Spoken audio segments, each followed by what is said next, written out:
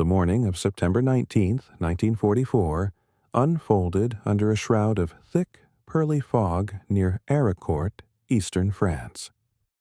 For the seasoned tankers of the German 113th Panzer Brigade, this was familiar territory.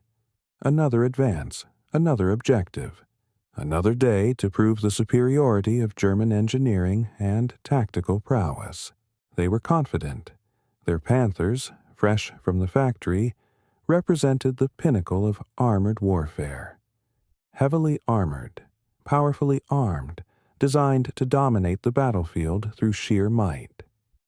Their doctrine, honed through years of blitzkrieg success, was simple: overwhelming force, methodical advance, and superior firepower. They believed they knew their enemy, and they certainly knew what a tank destroyer was supposed to be: a slow, heavily armored bunker, an anti-tank fortress. But on that fateful morning, their carefully constructed world was about to be shattered. At approximately 6:20 hours, the lead elements of the 113th Panzer Brigade encountered an enemy unlike anything in their recognition manuals.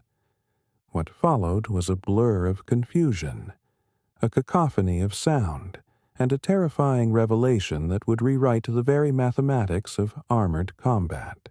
Through the swirling mist, German crews heard a high-pitched engine whine, a sound they associated more with aircraft than ground vehicles. Low, elusive silhouettes materialized from the fog, spat rapid salvos of high-explosive rounds, and then vanished as quickly as they appeared, leaving behind burning hulks of steel. The entire attack pattern lasted less than 20 seconds per engagement. In just 5 minutes, 3 Panthers were destroyed, caught in a deadly ballet they couldn't comprehend. This was not a conventional fight. This was something entirely new, something audacious and unnervingly fast. The Germans, with their rigid adherence to doctrine and their faith in heavy armor, were utterly unprepared for the M18 Hellcat, America's radical new tank destroyer. This was a machine that could reach 55 miles per hour, faster than any tracked armored vehicle in existence. It was a weapon born from a philosophy antithetical to everything the Wehrmacht believed: speed as armor, mobility as survival, agility as lethality. The M18 Hellcat was not just a vehicle, it was a paradigm shift. Its very existence was a challenge to the established norms of armored warfare. For decades, the prevailing wisdom dictated that a tank, or any anti-tank vehicle, needed thick armor to survive on the battlefield. The Germans, with their mighty Tigers and Panthers, embodied this philosophy, creating steel beasts that could absorb incredible punishment while delivering devastating blows. Their Jagd Panthers, purpose-built tank destroyers, were essentially mobile armored bunkers, prioritizing protection and raw firepower. But the M18 Hellcat chose a different path, a daring gamble that traded brute force for sheer velocity. This wasn't an oversight. It was a deliberate and calculated engineering decision rooted in a deep understanding of the evolving nature of mechanized warfare. The genesis of this radical concept can be traced back to December 1941, a dark period for the Allies. German blitzkrieg tactics had decimated Poland in 35 days and France, despite possessing the largest army in the world, in a mere 6 weeks. The Wehrmacht's panzer divisions had demonstrated an undeniable truth. Mobility and concentration of force could render static defenses obsolete. Lieutenant Colonel Andrew Davis Bruce, a cavalryman by training with an innate understanding of speed and maneuver, stood before a classified briefing at the War Department. He saw the future not in matching German tanks ton for ton, but in negating their strengths through an entirely different approach. Bruce proposed a vehicle that would hunt tanks the way cavalry once hunted infantry, through overwhelming speed, unexpected surprise, and superior mobility. His vision for the nascent tank-destroyer force was encapsulated in a simple, potent motto: seek, strike, destroy. This was a profound conceptual departure, essentially suggesting that the best defense isn't a thicker hide, but the ability to simply not be there when the enemy fires. It was a philosophy of evasion and engagement on one's own terms, a precursor to modern active protection systems that aim to avoid being hit rather than absorbing the impact. The U.S. Ordnance Department quickly moved to translate this vision into reality.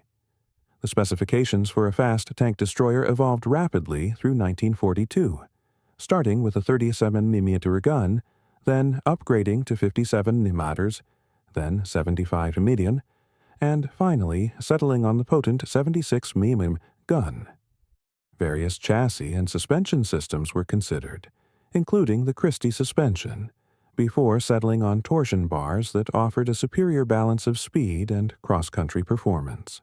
By April 1943, Buick's T-70 prototype demonstrated speeds that seemed utterly impossible for a tracked vehicle, defying all conventional wisdom.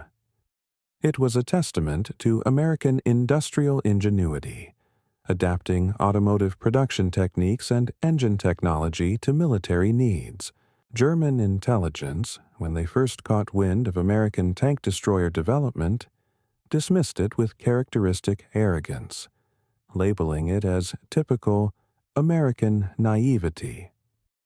Their doctrine, forged and proven over 4 years of intense combat, dictated that effective tank destroyers had to possess heavy armor and powerful guns, like their own 88mm armed Jagd Panthers, which weighed a formidable 46 tons. The notion that Americans would deliberately build a mere 7-ton vehicle with armor no thicker than 25mm seemed militarily absurd.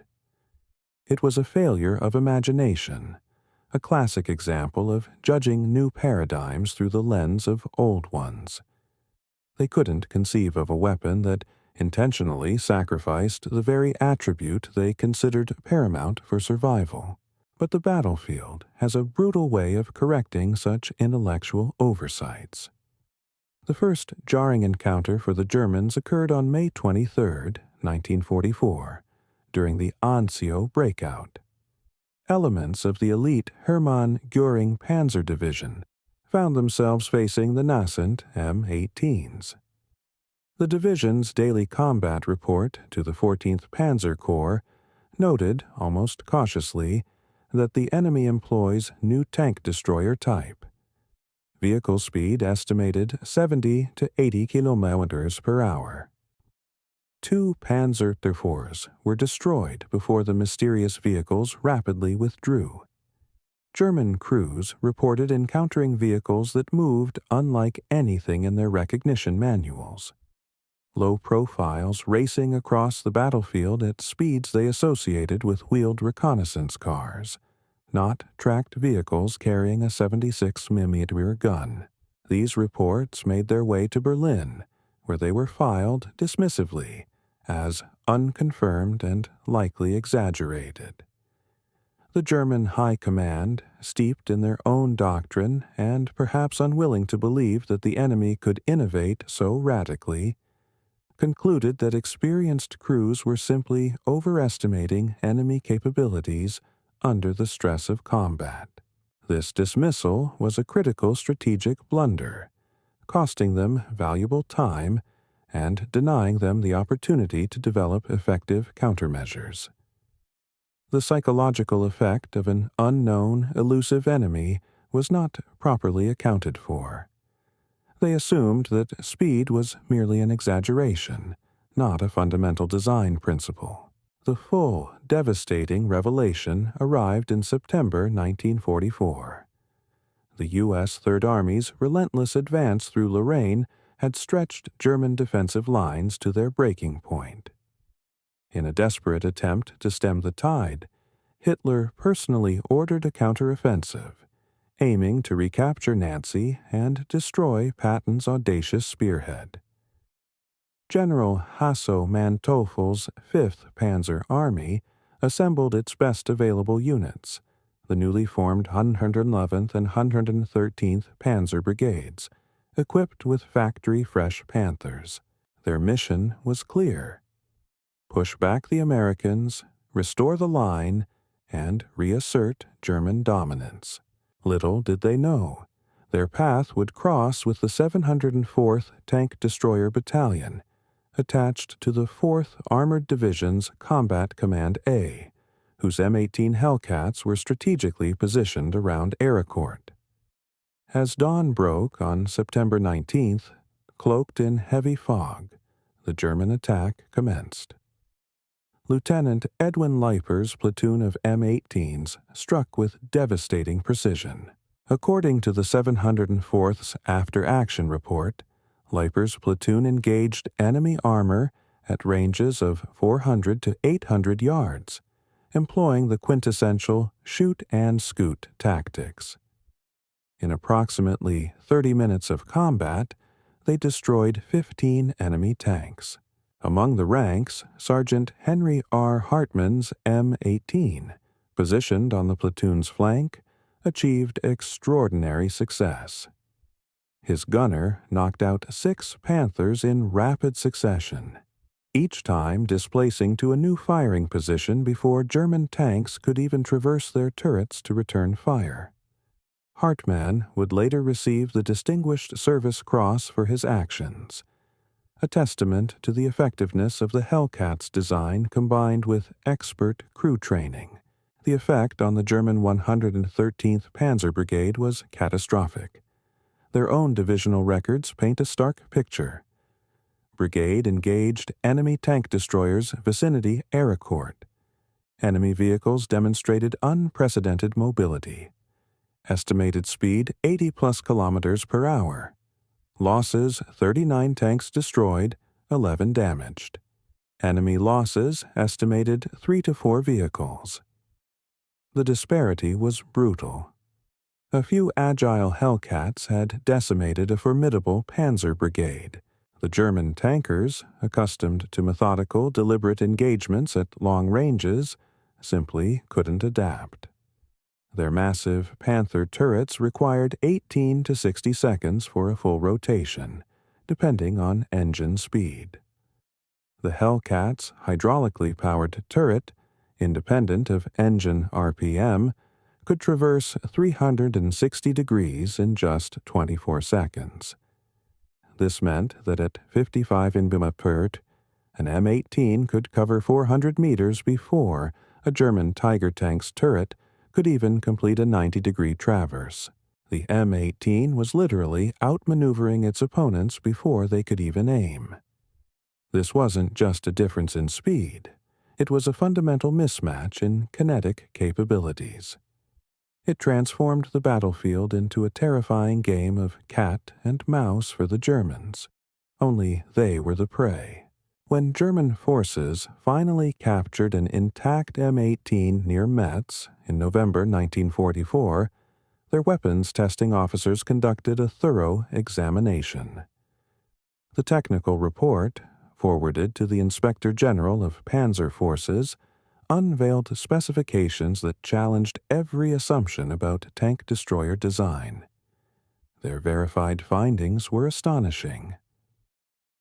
Weight: 17.7 metric tons, compared to Panther's 44.8 tons. Maximum speed: 88. 5 km EH, 55 km, confirmed on test track. Panther Max, 46 km/h. Engine: Wright R975C4 radial, 400 horsepower. This aircraft type, air-cooled radial engine provided an exceptional power-to-weight ratio of 22.6 horsepower per ton, far exceeding the Panther's 15.6 HP ton or the Tiger's 12.8 HP ton. Turret traverse: 360 degrees in 24 seconds, hydraulically powered, consistent regardless of engine speed. Armor. Maximum 25 mm on the turret front, 13 on hull sides, shockingly thin by German standards. Main armament. 76 mm MA1 or M1A2. Transmission. Torque-o-matic automatic with 3 forward speeds. The German report concluded with a chilling summary. Vehicle achieves performance through extreme design philosophy. Armor protection sacrificed for mobility. Engine is aircraft type, air-cooled radial. Automatic transmission eliminates clutching, permitting driver to concentrate on maneuvering. Combat effectiveness depends entirely on mobility and crew training.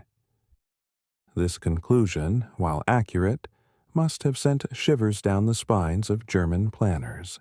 It acknowledged a fundamental flaw in their own thinking, a blind spot they had stubbornly refused to address. The mathematics of the M18's advantage were irrefutable and stark. German tank turret traverse speeds, critically dependent on engine RPM, varied wildly. A Tiger I could manage 6 to 19 degrees per second, taking 19 to 60 seconds for a full rotation. Early Panthers were even slower, at 6 degrees per second, 60 seconds for full rotation, though later models improved to 19 degrees per second, 19 seconds minimum at 2,000 RPM. Even the formidable Tiger II, Germany's ultimate heavy tank, could only achieve 15 to 24 degrees per second, requiring 15 to 24 seconds for a full rotation. The M18's hydraulic traverse, by contrast, maintained a consistent 15 degrees per second, regardless of engine speed.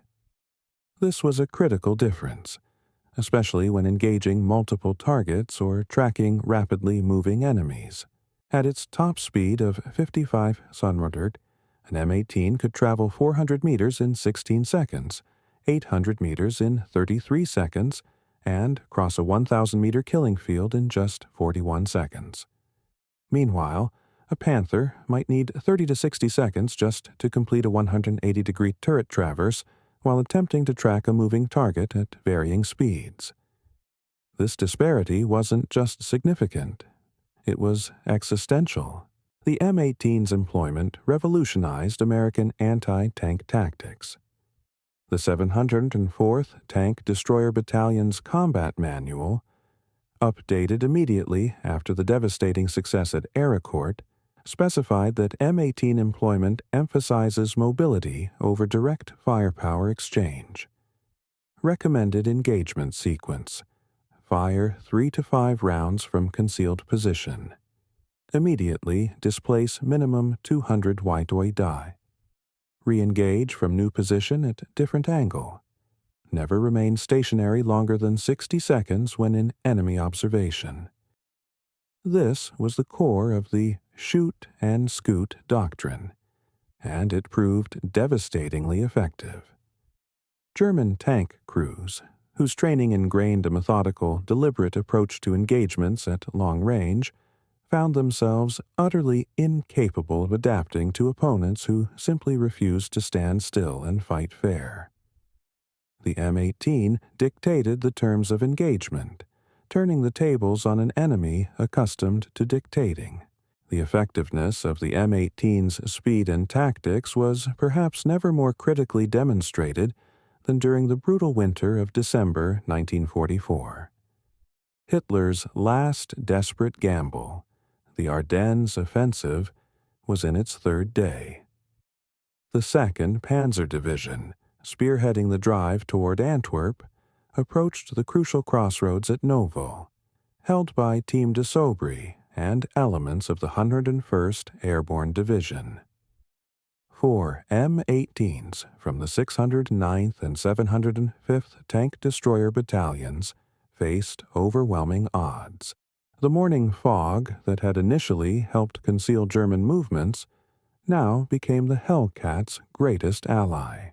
According to the 705th Tank Destroyer Battalion's combat report, 4 M18s engaged elements of 2nd Panzer Division in fog conditions using high-speed displacement between firing positions created impression of larger defensive force.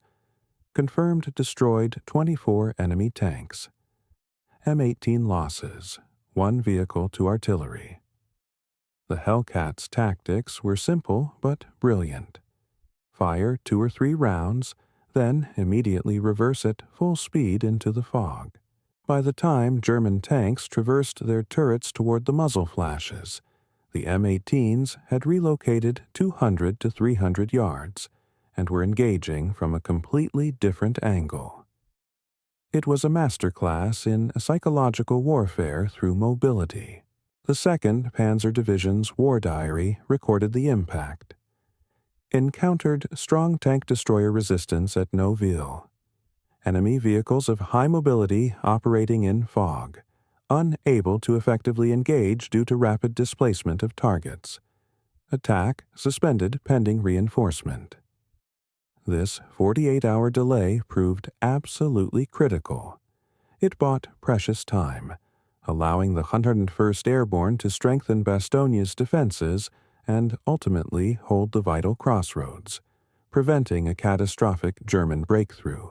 At Noville, the Hellcat proved that speed could not only destroy tanks, but could also buy time, confuse the enemy, and fundamentally alter the strategic outcome of a major battle. It was a potent demonstration that the perception of force could be as effective as the actual force, given the right tactical application. By November 1944, German commanders were desperately trying to develop tactics to counter the M18 threat. General Hasso von Manteuffel, now fully aware of the danger, issued tactical guidance to the 5th Panzer Army. Enemy M18 tank destroyers confirmed, capable of 80+ kilometers per hour road speed, 40+ kilometers per hour cross-country. Standard engagement procedures must be modified. Do not attempt to track moving M18 with turret traverse. Preposition turrets on likely displacement routes. Employ infantry with Panzerfausts on flanks. Use artillery to suppress suspected positions. Avoid pursuit. M18s will always outrun our vehicles, but these adaptations proved largely ineffective. The M18's speed advantage was simply too great, and German crews whose entire careers had been built upon years of training that emphasized deliberate, precise gunnery over rapid, improvisational response couldn't overcome their ingrained habits.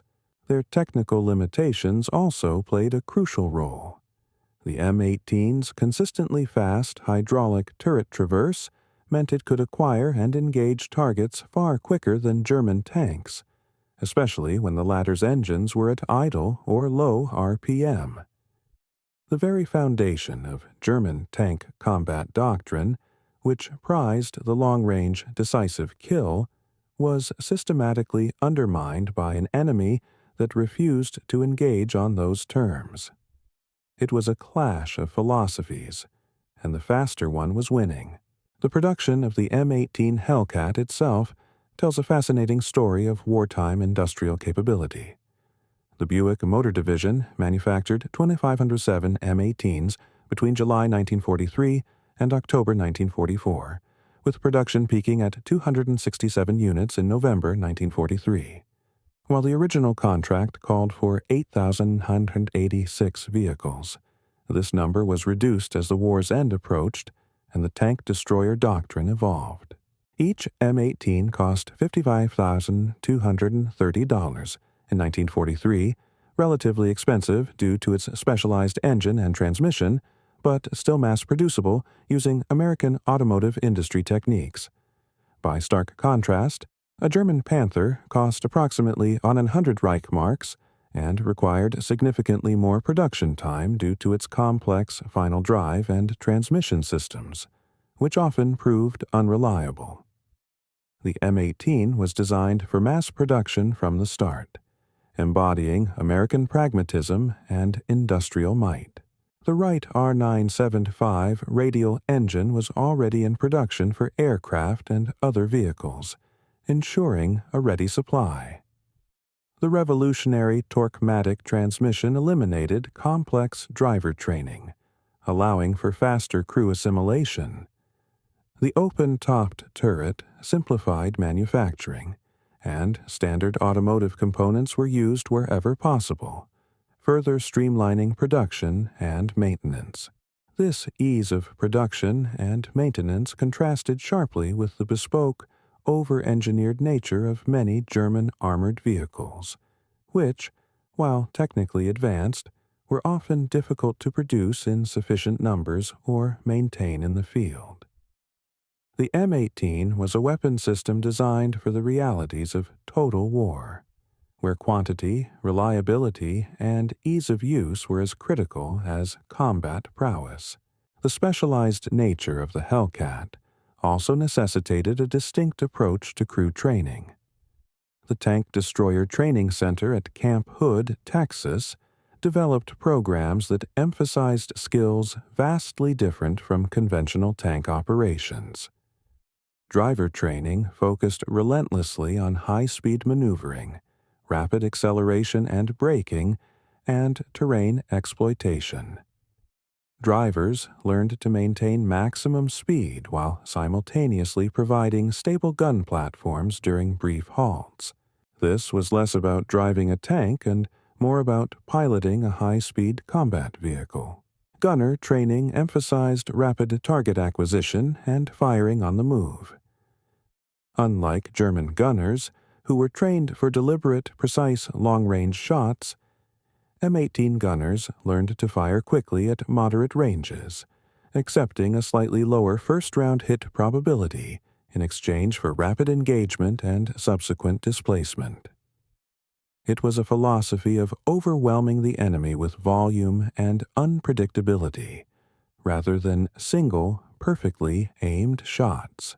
Commander training stressed battlefield awareness, rapid decision-making, and seamless coordination with other M18s in a platoon. Commanders were taught to think 3 moves ahead, always planning their next 2 firing positions before even engaging. They had to be masters of improvisation, adapting instantly to a rapidly changing battlefield. The psychological profile for M18 crews also differed significantly from those assigned to heavy tanks. Recruiters actively sought men comfortable with risk, able to make instant decisions under extreme pressure, and who genuinely preferred agility and the thrill of the chase over the psychological comfort of heavy armor. These were the mavericks of the armored corps, embodying the very spirit of the Hellcat itself. Of course, the M18's greatest weakness was glaringly obvious: its paper-thin armor. With a maximum protection of just 25 mm on the turret front and a mere 13 mm on the hull sides, the vehicle was frighteningly vulnerable to almost every German anti-tank weapon. This included 20 mm anti-aircraft guns at close range, 37 mm anti-tank guns at any range, infantry anti-tank weapons like the Panzerfaust, artillery fragments, and even heavy machine gun fire on its side armor at close range. This extreme vulnerability wasn't a flaw. It was a fundamental design trade-off, and it shaped every aspect of M18 employment. Standard operating procedures emphasized: never remain stationary under enemy observation. Avoid urban combat where speed is negated. Maintain minimum 500-meter standoff from enemy infantry. Use terrain masking continuously. Coordinate with infantry to suppress enemy anti-tank weapons. M18 crews developed an almost supernatural awareness of their surroundings, constantly scanning for threats and meticulously planning escape routes. Their survival depended not on absorbing hits, but on avoiding them entirely. This forced a heightened state of situational awareness, turning the Hellcat crews into some of the most tactically astute and quick-thinking soldiers on the battlefield. They were acutely aware of their fragility, and that awareness fueled their audacious tactics. By the war's end, M18-equipped tank destroyer battalions had compiled impressive records. The 704th Tank Destroyer Battalion claimed 106 enemy tanks, the 603rd claimed 92, the 69th 67, the 705th 89, and the 85th 51. Overall statistics revealed that of a maximum strength of 540 M18s in combat by March 1945, there were 216 combat losses, resulting in a kill-to-loss ratio of 2.3 to 1 in Europe. The average engagement range was 650 meters, and the average engagement duration a mere 3 minutes, a testament to the Hellcat's rapid strike capabilities. While the 2.3 to 1 kill ratio was respectable, it fell short of the highly ambitious pre-war expectations for dedicated tank destroyers, which envisioned even higher ratios against massed enemy armor attacks. More significantly, M18s spent approximately 70% of their combat time in infantry support roles rather than their intended purpose of hunting tanks. This revealed a fundamental miscalculation in the pre-war tank destroyer doctrine, which assumed that massed enemy armor attacks would be the primary threat. The reality of the battlefield was far more fluid, requiring adaptable assets that could support infantry against a wider array of threats. However, even in these secondary roles, the Hellcat's speed proved invaluable for rapid response and fire support. The M18's versatility was further demonstrated in different theaters. The Italian campaign presented unique challenges with its mountainous terrain and restrictive roads. Yet, the 85th Tank Destroyer Battalion, operating M18s in these conditions, discovered that even there, the Hellcat's mobility provided significant advantages. The vehicles could rapidly redeploy between threatened sectors using winding mountain roads where heavier vehicles struggled, quickly reinforcing defenses or launching flanking attacks. During the Gothic Line battles, M18s would race to commanding heights, engage German vehicles in the valleys below, then relocate before counter-battery fire could arrive. German forces in Italy, accustomed to the generally ponderous Allied movements in difficult terrain, were repeatedly surprised by the M18's rapid response times. A German corps-level report even noted, "Enemy tank destroyers demonstrate ability to concentrate rapidly at threatened points. Speed of redeployment prevents effective counterfire." This was another confirmation of the Hellcat's core philosophy, proving its worth in unexpected environments. The 637th Tank Destroyer Battalion even brought M18s to the Pacific Theater, participating in the Philippines campaign. Against minimal Japanese armor, the vehicles served primarily in bunker busting and infantry support roles.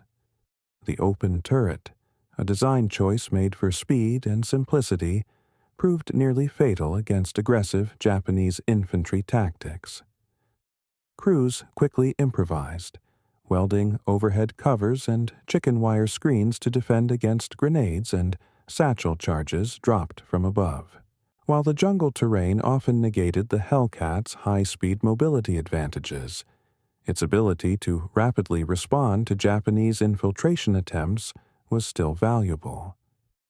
This adaptation highlighted both the M18's inherent vulnerabilities and the ingenuity of its crews in overcoming them, showing that even a specialized design could find new utility through human innovation. The M18 incorporated several truly revolutionary features that collectively forged its unique capabilities and foreshadowed future developments in armored warfare. Torquematic transmission. This automatic transmission, developed by General Motors, was a game changer. It eliminated manual clutching, allowing drivers to concentrate entirely on maneuvering at high speeds rather than fumbling with gear selection. With 3 forward speeds shifting automatically based on speed and load, it provided a seamless, intuitive driving experience critical for maintaining the Hellcat's high velocity. Torsion bar suspension. Providing an impressive 14 inches of wheel travel, this suspension system was key to the M18's ability to maintain sustained high-speed movement over rough terrain. Its long travel absorbed impacts that would have damaged less advanced leaf-spring vehicles, ensuring a relatively stable platform for gunnery even at speed. Wright R975 radial engine. This 9-cylinder, air-cooled aircraft engine was the heart of the Hellcat's power.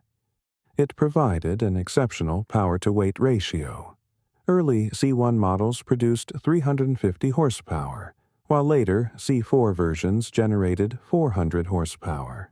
Air cooling eliminated vulnerable radiators and complex coolant systems, further simplifying maintenance and reducing potential points of failure in combat. Hydraulic turret traverse. Powered by an electric motor driving a hydraulic pump, this system provided a consistent 15 degrees per second traverse, regardless of engine speed or vehicle movement. This was a critical advantage over German manual traverse systems, which varied wildly in speed and often required the tank's main engine to be running at high RPMs, making them less responsive in dynamic engagements. The M18's combat record, despite the eventual disbandment of the tank destroyer force in November 1945, profoundly influenced post-war armored vehicle development. While the doctrine itself was abandoned, the Hellcat's audacious demonstration that mobility could effectively substitute for heavy armor resonated globally. Nations around the world began to reassess their own armored vehicle designs. The Soviet Union, for instance, developed the PT-76 light amphibious tank, and later the BMP infantry fighting vehicle, both emphasizing mobility and amphibious capabilities over thick armor. Britain created the CVRT, Combat Vehicle Reconnaissance, Tracked, series, prioritizing speed and reconnaissance. France built the AMX-13 light tank with an automatic loader to reduce weight and crew size, further embracing agility. Even Germany, in a complete reversal of its World War II philosophy, designed the Leopard 1 main battle tank, which deliberately abandoned heavy armor for superior mobility.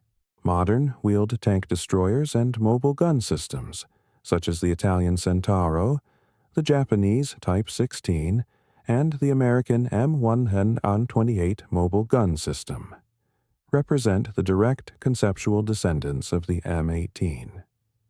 These vehicles explicitly accept vulnerability in exchange for strategic and tactical mobility, proving that the Hellcat's core philosophy of speed as armor remains relevant in contemporary warfare. So, why couldn't German forces, renowned for their tactical innovation and engineering prowess, effectively counter the M18? Several factors contributed to this critical failure. Doctrinal rigidity. German tank training emphasized deliberate long-range gunnery. Crews spent years perfecting precise shooting techniques that were simply useless against rapidly displacing targets that refused to stand and fight. Their entire tactical framework was built on assumptions that the M18 completely negated. Technical limitations. German turret traverse systems, heavily dependent on engine RPM, couldn't match the M18's consistent hydraulic traverse speed. At idle or low engine speeds, German tanks were virtually helpless against flanking M18s, unable to bring their powerful guns to bear quickly enough. This was a design oversight born from a different set of priorities: psychological shock. German tankers had operated for years with an almost impunity against most Allied armor. The psychological impact of suddenly becoming prey rather than predator, facing an enemy that could strike and vanish before they could react, cannot be underestimated. It sowed confusion and undermined morale, breaking their confidence. Communication breakdown. German tactical radios, already stressed by Allied jamming and the chaos of battle, struggled to coordinate responses to rapidly moving M18 platoons operating in a dispersed, unpredictable manner. The speed of the Hellcats' attacks simply outpaced their ability to communicate and coordinate countermeasures. In post-war interviews conducted by the U.S. Army's Military History Institute, M18 veterans consistently emphasized speed as their primary survival tool. Staff Sergeant Vernon Miller of the 85th Tank Destroyer Battalion famously articulated their ethos. We lived by 3 rules: shoot fast, move fast, think fast. If you did all 3, you went home. If you failed at any one, you didn't. This encapsulated the M18 experience: a high-stakes, high-adrenaline dance on the knife edge of survival. Technical Sergeant John Patterson of the 603rd Tank Destroyer Battalion echoed this sentiment. The Hellcat wasn't about fair fights. It was about unfair fights in our favor. We'd hit them where they didn't expect, when they didn't expect, and be gone before they knew what happened. Private First Class Robert Chen of the 704th Tank Destroyer Battalion summed up the paradox of the M18. Every time I climbed into our M18, I knew I was sitting in a tin can, but it was a tin can that could run 55 metobas. That speed saved my life more times than any armor could have. These powerful testimonies reveal the human cost and the incredible adaptability required to master such a unique weapon. The M18's combat statistics, when viewed holistically, tell a complex story of strengths and weaknesses. Its mobility metrics were exceptional. Top speed of 55 mph, 80 to 8.5 km/h on roads, 26 mph, 42 km/h cross-country, acceleration from 0 to 30 mph in just 11 seconds, and a range of 150 miles on 75 gallons of fuel. Its ground pressure of 10.5 psi was lighter than many trucks, allowing it to traverse soft ground with ease. In terms of combat performance, it achieved an average of 4 enemy tanks killed per vehicle, with an average survival time in combat of 67 days. Mechanical reliability was solid, averaging 200 miles between major maintenance. Crucially, the crew survival rate when a vehicle was destroyed stood at 73%. These numbers reveal that while the M18's thin armor made it vulnerable, its speed often allowed crews to escape even when their vehicle was hit, underlining the core philosophy of mobility as survival. The relatively short combat survival time further confirmed the fragility of thin armor when caught. The M18 Hellcat's influence extends far beyond specific vehicles to fundamental concepts in modern warfare. Its core principles continue to resonate in contemporary military thinking. Sensor to shooter time. Modern combat emphasizes rapid target engagement, conceptually similar to the M18's shoot-and-scoot tactics. Identifying a threat and engaging it before it can react is a direct legacy of the Hellcat's approach. Active protection systems. Today's advanced active protection systems, APS on tanks, represent a technology attempting to replicate what the M18 achieved through speed, avoiding hits rather than simply absorbing them. APS aims to intercept incoming projectiles, effectively creating a dynamic, intangible armor that prioritizes prevention. network-centric warfare. M18 platoons coordinating rapid, multi-directional attacks in the fog at Nouville presaged modern network-centric combat operations, where dispersed units share information and act in concert to overwhelm an enemy from multiple vectors. Asymmetric response. The M18 demonstrated that technological superiority doesn't require matching enemy capabilities, gun for gun, or ton for ton. Instead, it requires negating their strengths through unconventional means, finding a vulnerability, and exploiting it with a completely different approach. The M18 Hellcat stands as one of World War II's most innovative combat vehicles. Born from American industrial capability and tactical creativity, it fundamentally challenged long-held assumptions about armored warfare. German tankers, trained to dominate through superior armor and firepower, discovered that American innovation meant changing the rules of engagement entirely. The Hellcat's 55 amperage top speed wasn't just a technical specification. It was a paradigm shift, a tactical earthquake that German doctrine simply couldn't accommodate. The M18 proved that in warfare, as in nature, survival doesn't always favor the strongest or the most heavily armed. Sometimes it favors the fastest, the most agile, the most adaptable. German tank crews, watching their carefully aimed shots miss rapidly disappearing M18s, learned this lesson repeatedly in the killing fields of France, the frozen forests of the Ardennes, and the final battles in Germany itself. It was a brutal education delivered by a vehicle they initially dismissed as naive. Today, when military historians analyze the M18 Hellcat, they see more than just a successful tank destroyer. They see American military innovation at its most creative, identifying enemy strengths and systematically negating them through unconventional means. The German tankers never knew the American Hellcat could reach 55 tournes until they faced it in combat. That technological surprise, combined with audacious tactical innovation and rigorous crew training, created a weapon system that transcended its mechanical specifications.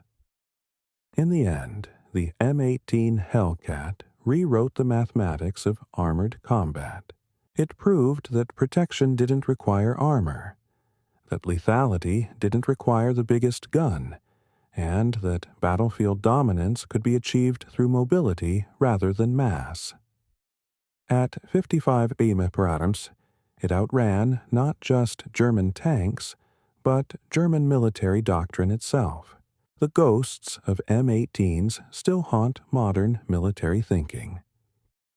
Every time a military planner chooses mobility over protection, every time a commander emphasizes speed of action over deliberate preparation, every time a weapons designer accepts vulnerability to achieve performance, the Hellcat's lesson echoes through decades.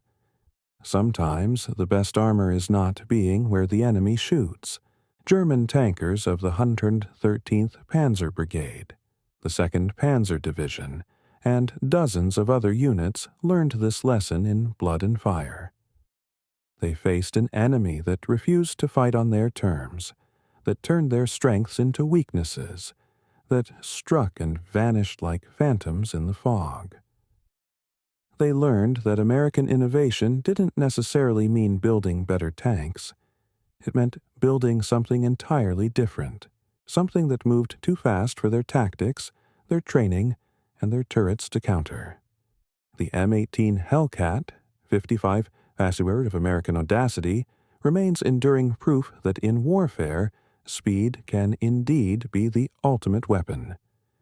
German tankers never knew the American Hellcat could reach such speeds. By the time they learned, it was already too late. The war was lost not just on the battlefield, but in the realm of imagination, where American engineers dared to trade armor for velocity, creating a predator that hunted the hunters.